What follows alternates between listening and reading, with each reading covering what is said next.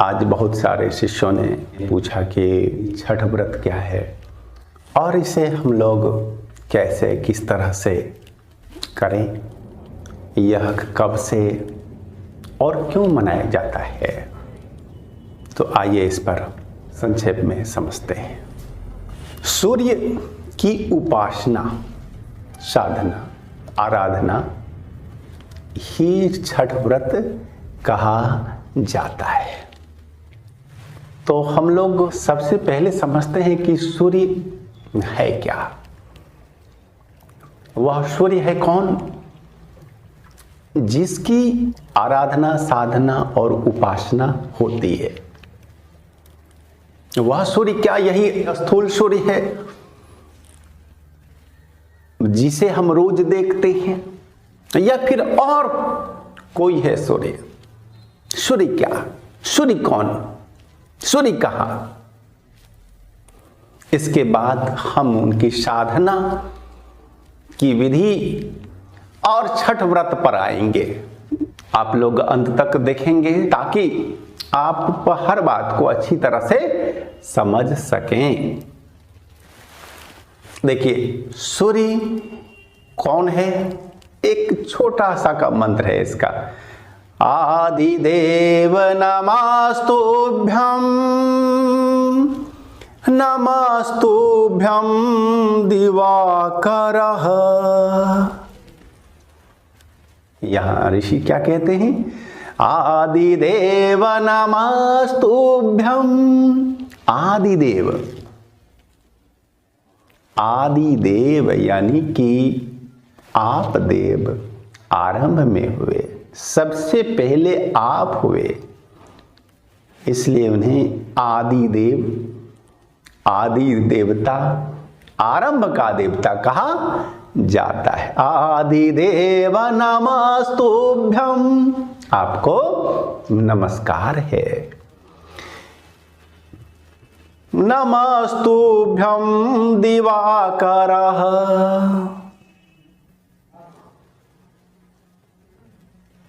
आपको नमस्कार है। हे दिवाकर, हे दिन को बनाने वाले, जिस वजह से दिन है, जिनके वजह से दिन होता है, वह दिवाकर। और उस दिवाकर को नमन है, वंदन है, उसकी उपासना होती है, होनी चाहिए। इसको थोड़ा विस्तार से समझते हैं।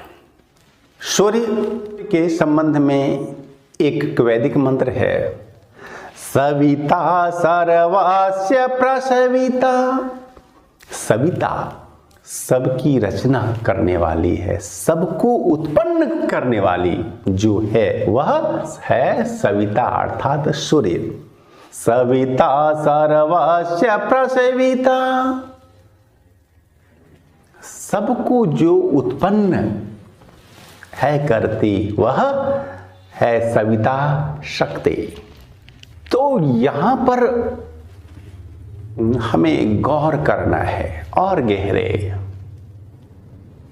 ये हम मान लें कैसे कि सूर्य सविता ही सबको उत्पन्न है करती?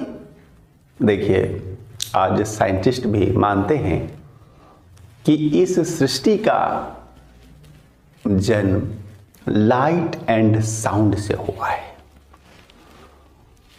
यानी कि प्रकाश और ध्वनि, नाद, ये दो ही हैं शक्तियां जिनसे कि यह उत्पन्न हुआ है सब कुछ, पूरी सृष्टि, पूरा ब्रह्मांड, आप, हम, ये चांद, सूर्य, तारे, ग्रह सारे। तो लाइट और साउंड से हुआ। आज का साइंस ये कहता है। और लाइट क्या है? लाइट अर्थात प्रकाश यानी सूर्य। सूर्य से हमारा भावार्थ, आदिदेव सूर्य से भावार्थ केवल स्थूल भौतिक सूर्य जो दिखता है, जिस सौर मंडल में हम रहते हैं, केवल वह सूर्य ही नहीं है। इस ब्रह्मांड में, सृष्टि में जो भी लाइट है, प्रकाश है, जिस महाप्रकाश से यह सूर्य उत्पन्न हुआ और यह सूर्य हमें दे रहा है प्रकाश, दे रहा है जीवन, वह जो महासूर्य है, वह जो महाप्रकाश है, जिससे कि अरबों खरबों सूर्य, जिससे अगणित सूर्य हो रहे हैं उत्पन्न और फिर उसमें ही विलीन हो जा रहे हैं, वह जो महासूर्य है वही है आदिदेव। हम लोग उस आदिदेव सूर्य की उपासना, साधना, आराधना किया करते हैं। लेकिन यह जो दृश्य भौतिक सूर्य हमें दिखता है, यह भौतिक सूर्य उस सूर्य के एक तरह से प्रतिनिधि है। हाँ, इसलिए हम लोग इनकी भी वंदना किया करते हैं। लेकिन असली बात हमें समझना है सूर्य तत्व को। हम भौतिक सूर्य नहीं, सूर्य तत्व की बात कर रहे हैं, जो आदि देव हैं, जिन्हें नमस्कार नमन का आदेश वेद ने दिया है। वह जो आदि देव हैं, जिनसे सबका जन्म हुआ है, पूरी सृष्टि जिनसे उत्पन्न हुई है, उस आदिदेव सूर्य को वंदन है, नमन है, और हम उनका ध्यान करते हैं और उनकी आराधना, साधना किया करते हैं। अब हम आगे बढ़ते हैं कि सूर्य की साधना क्या है। सूर्य की साधना होती है कैसे? देखिए, सूर्य तत्व को ठीक ढंग से समझना है और हमें अपने आप में सूर्य तत्व कहाँ है, शरीर में, मन में, व्यक्ति के स्तर पर सूर्य अर्थात प्रकाश, श्रेष्ठता, अच्छाई, तेजस, ओजस और वर्चस, ये सूर्य हैं।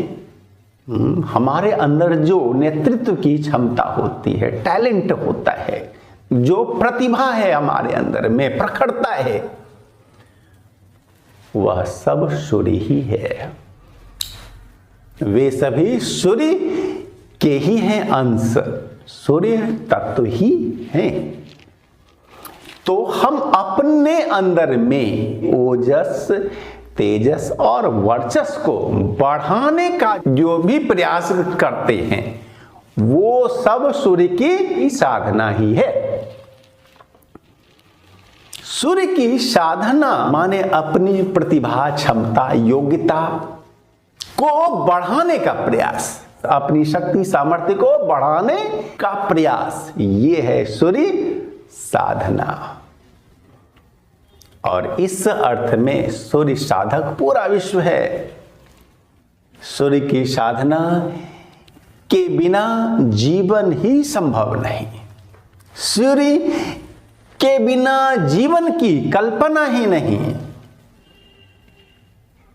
इसलिए हम सभी सूर्य के साधक हैं, उपासक हैं। आप जाने या न जाने, सूर्य तत्व की साधना में सभी लीन है, तल्लीन है। पूरी सृष्टि, मानवीय सभ्यता का विकास ही सूर्य की साधना से संभव है। वीडियो लंबा नहीं हो जाए, इसके लिए हम संक्षेप में ही लेते हैं। भारत में सूर्य की साधना, अपने देश में सूर्य की साधना तो आदिकाल से है, मानवीय सभ्यता की शुरुआत से ही है।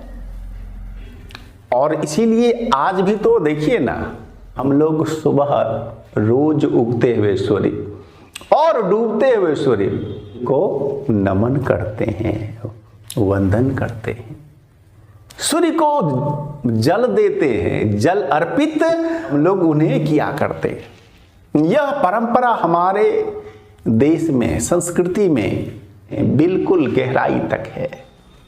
तो हमारे यहाँ तो सूर्य की साधना आदिकाल से ही होती रही है और होती रहेगी।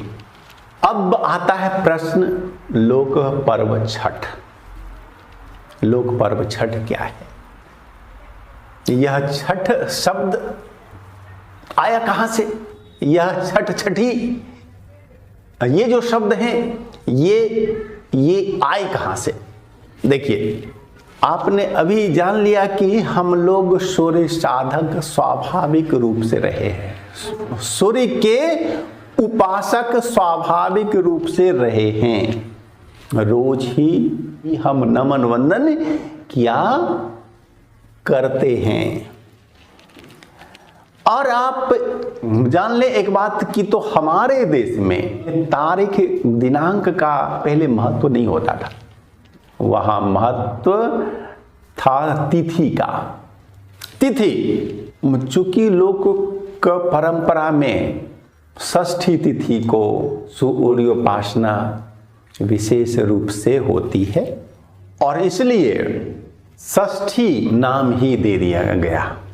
और इसीलिए इस व्रत साधना को षष्ठी नाम दे दिया गया।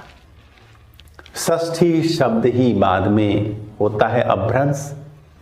षष्ठी से वह छठी बन जाता है और षष्ठ से छठ बन जाता है। षष्ठी, षष्ठ, षष्ठी से छठी, षष्ठ से छठ, यह अपभ्रंश है उसके। यहां महत्व दिया गया है उस तिथि का, क्योंकि हमारे भारतीय परंपरा में तिथि का ही विशेष महत्व होता था। दिनांक, तारीख का महत्व नहीं था। तो षष्ठी तिथि, यहां पर ध्यान देने योग्य बात है कि तिथि शब्द स्त्रीलिंग है और इसीलिए षष्ठी माता, षष्ठी माँ, छठी माँ, छठी माता भी कहा जाने लगा। तो क्योंकि वह जो सूर्य तत्व है उसका कोई लिंग नहीं होता, वह स्त्री नहीं है और ना ही वह पुरुष है। क्योंकि लिंग तो जीवों में होते हैं ना, हम में, आप में लिंग है, लेकिन उस परम तत्व में, परमात्मा में, देव शक्तियों में लिंग नहीं होता। और इसीलिए साधक अपनी रुचि इच्छा अनुसार कोई भी लिंग दे दिया करता था। क्योंकि ये जो नाम रूप हैं ये तो केवल अपने आप को, चित्त को, मन को लगाने भर के साधन है। एकाग्रता बढ़ाने में ये सहायक हैं, ये बोधक हैं, ये बोध प्रदान करते हैं। यही रहा वजह कि नाम रूप दिया गया। वास्तव में परम तत्व का कोई नाम नहीं है और न ही कोई रूप है। जैसे कि भारत अपना देश है और भारत को हम लोग श्रद्धा से, सम्मान से, गर्व से कहते हैं भारत माता, भारत माता की जय। और हो सकता है कि कोई भारत को माता न कहे, वह यदि कह दे पिता तो हर्ज क्या? भारत मां और पिता दोनों है। आपकी इच्छा, श्रद्धा, आप अपने अंदर में जिस शब्द से ज्यादा अपने आप को जोड़ पाते हैं वही शब्द आप दे दें, वही नाम आप दे दें। यहां जो है महत्व है अपनत्व का, श्रद्धा का महत्व है। तो भगवान सूर्य वे वास्तव में लिंग रहित हैं, लेकिन साधकों ने विभिन्न रूप और नाम दिए हैं। तो सूर्य को छठी मैया भी कहना तार्किक है। आप छठी मैया भी कह सकते, लेकिन जो वास्तविक तथ्य है वह जानना आपके लिए आवश्यक है। अब आप जाने कि छठ व्रत का संक्षिप्त विधान क्या है। बहुत ही संक्षेप में यह छठ व्रत होता है 4 दिनों का। सबसे पहला दिन को लोक भाषा में नहाय खाए बोला जाता है, और भावार्थ है इसका कि व्रत हेतु संकल्पित होना और अपने शरीर मन को शुद्ध बनाना, यह व्रत का पहला दिन है। संकल्प और शुद्धता के ख्याल से आप नहाए खाए से शुरुआत इसकी करते हैं। दूसरा दिन जो होता है वह लोक भाषा में खरना बोला जाता है। खरना यानी कि वह अंतिम खाद्य पदार्थ लेना, जिसके लेने के बाद लगभग 36 घंटे तक आपको भोजन जल नहीं लेना होता है, और वह प्रसाद खाद्य पदार्थ आप एक दिव्य औषधि के रूप में लेते हैं, भगवान के आशीर्वाद के रूप में लेते हैं, कि जिसे लेने के बाद, खाने के बाद व्यक्ति 36 घंटे तक लगातार जल और ठोस खाद्य पदार्थ नहीं लेता है। तो वह खरना हुआ दूसरा दिन। तीसरे दिन यानी कि षष्ठी तिथि को, छठी जो होती है तिथि, छठी तिथि की संध्या में भगवान सूर्य को देते हैं अर्घ्य, और यह पहला अर्घ्य शाम को षष्ठी तिथि को दिया जाता है, और फिर लास्ट दिन, अंतिम दिन, सप्तमी तिथि को सुबह सुबह भगवान सूर्य को दिया जाता है अर्घ्य, और फिर इसके साथ ही व्रत का समापन बाद साधक करते हैं इसमें पारण, यानी कि इसके बाद भोजन करते हैं।